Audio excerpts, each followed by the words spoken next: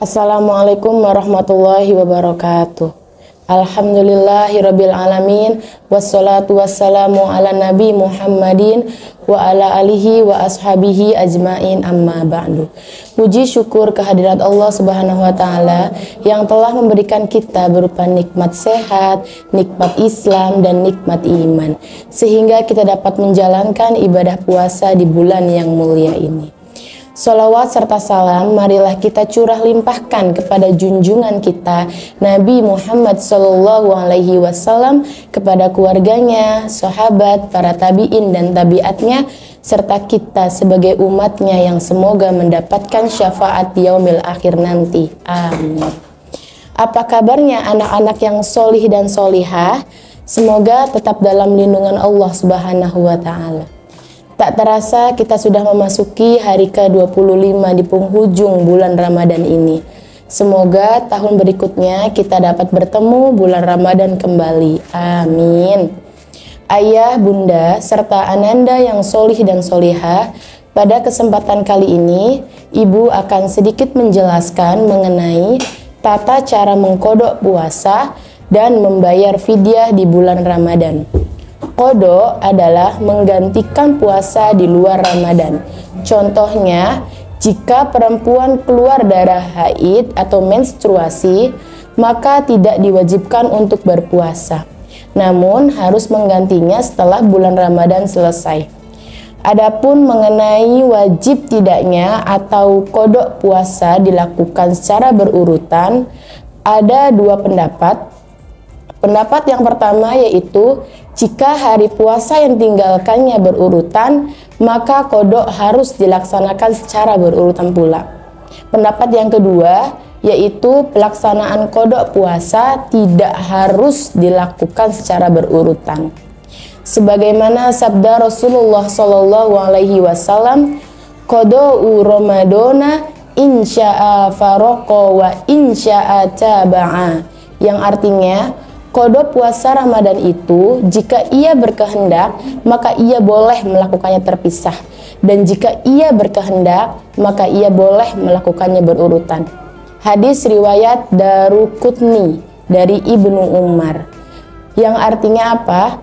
Qodho puasa tidak wajib dilakukan secara berurutan, namun dapat dilakukan dengan leluasa kapan saja dikehendaki. Boleh secara berurutan, boleh juga secara terpisah. Kemudian tata cara membayar fidyah puasa Ramadan. Fidyah artinya tebusan atau denda yang wajib ditunaikan karena meninggalkan kewajiban atau melakukan larangan. Terdapat beberapa kategori orang yang wajib membayar fidyah. Yang pertama, orang tua renta. Kakek atau nenek tua renta yang tidak sanggup lagi menjalankan puasa tidak terkena tuntutan untuk berpuasa. Kewajibannya diganti dengan membayar fidyah 1 mud makanan untuk setiap hari puasa yang ditinggalkan. Batas tidak mampu di sini adalah sekiranya dengan dipaksakan berpuasa menimbulkan kepayahan dan tidak terkena tuntutan qodho puasa yang ditinggalkan. Yang kedua, orang sakit parah.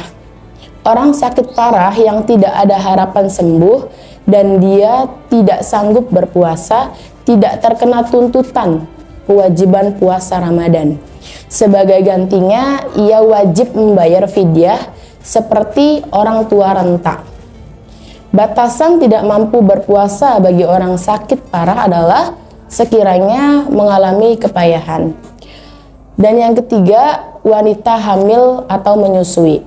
Ibu hamil atau wanita yang tengah menyusui diperbolehkan untuk meninggalkan puasa bila ia mengalami kepayahan dengan berpuasa atau mengkhawatirkan keselamatan anak atau janin yang dikandungnya.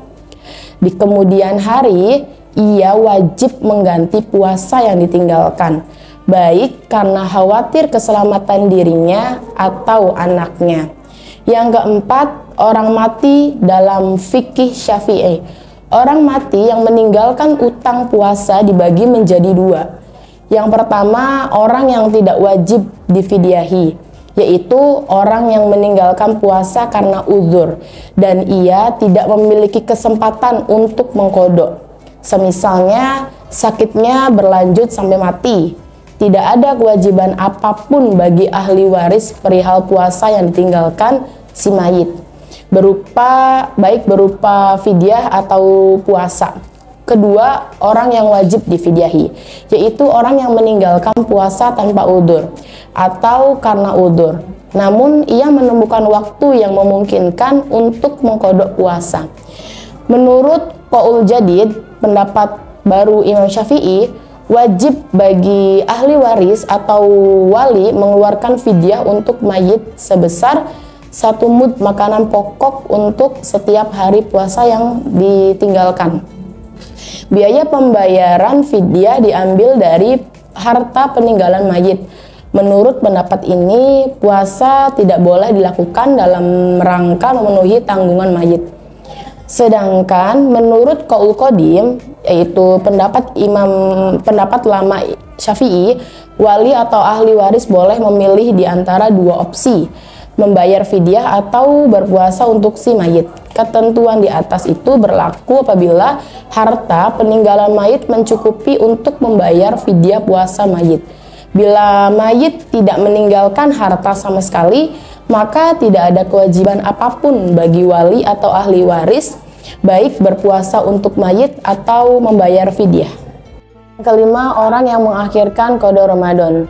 Orang yang menunda-nunda qada puasa Ramadan padahal ia memungkinkan untuk segera mengqada sampai datang Ramadan berikutnya, maka ia berdosa dan wajib membayar fidyah 1 mud makanan pokok untuk per hari puasa yang ditinggalkan.